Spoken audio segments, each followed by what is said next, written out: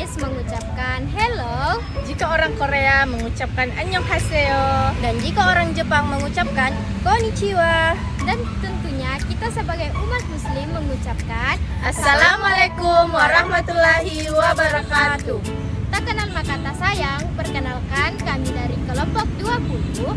Di sebelah kanan saya ada Salsa Sabila Marto dengan NIM SF 2306065. dan di sebelah kiri saya ada Siska Aninda dengan NIM SF 2306066. dan saya sendiri Siti Sarah Malib dengan NIM SF 2306067. Di sini kami akan memberikan edukasi tentang ATME dan integrasi metabolisme dan eliminasi obat.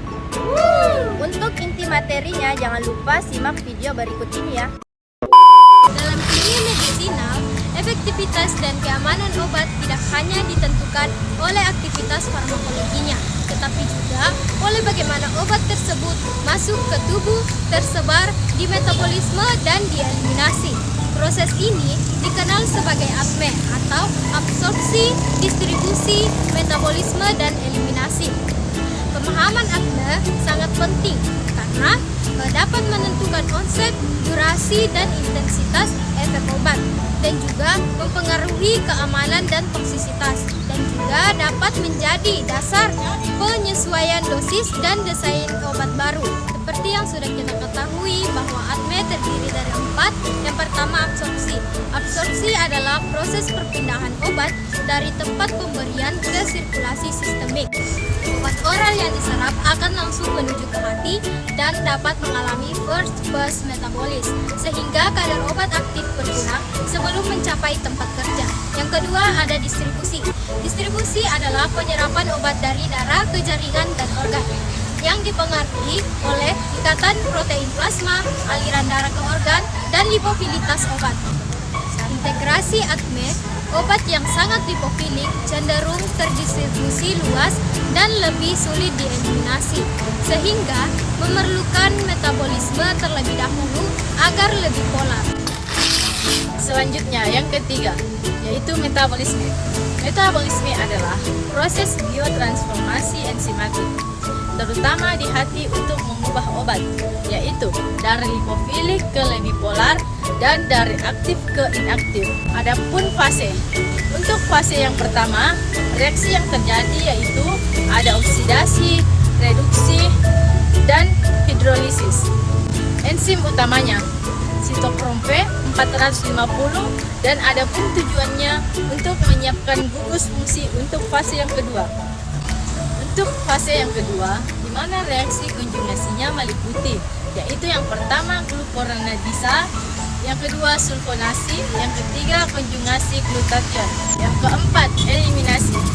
Eliminasi adalah proses pengeluaran obat metabolis dari tubuh melalui yang pertama ada ginjal, yang kedua empedu, dan yang ketiga keringat, saliva, dan ASI.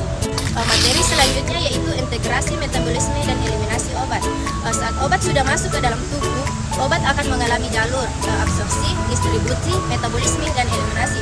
Yang pertama yaitu metabolisme, di mana proses perubahan struktur obat umumnya di hati. Tujuannya membuat obat mudah dibuang. Yang kedua yaitu eliminasi, di mana proses pembuangan obat dari tubuh, terutama lewat ginjal, urin, dan empedu. Hubungan keduanya, metabolisme menghasilkan bentuk obat yang lebih larut, air, lebih mudah dieliminasi. Jadi, kecepatan metabolisme ikut menentukan cepat lambatnya eliminasi. Bila terjadi gangguan organ, hati rusak, metabolisme menurun, obat tidak pecah, kadar meningkat, dan resiko toksik.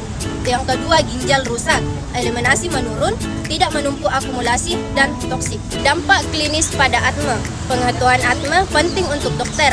Dalam kimia medisinal, kita membuat obat baru. Peneliti bukan hanya memikirkan khasiat obatnya, tetapi juga mempertimbangkan bagaimana absorpsinya, berapa lama akan bertahan, metabolisme seperti apa, dan eliminasi cepat atau lambat. Contohnya yaitu membuat prokrat supaya obat bisa efektif setelah dimetabolisme.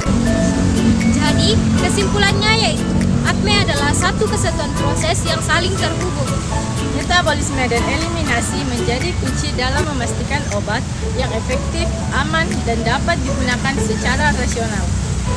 Pemahaman integrasi ATME merupakan fondasi penting dalam kimia, medisinal, dan farmasi klinik. Itulah video edukasi dari kami. Semoga bermanfaat bagi kita semua. Kami dari kelompok Dr. pamit undur diri. Kami ucapkan wassalamualaikum Assalamualaikum warahmatullahi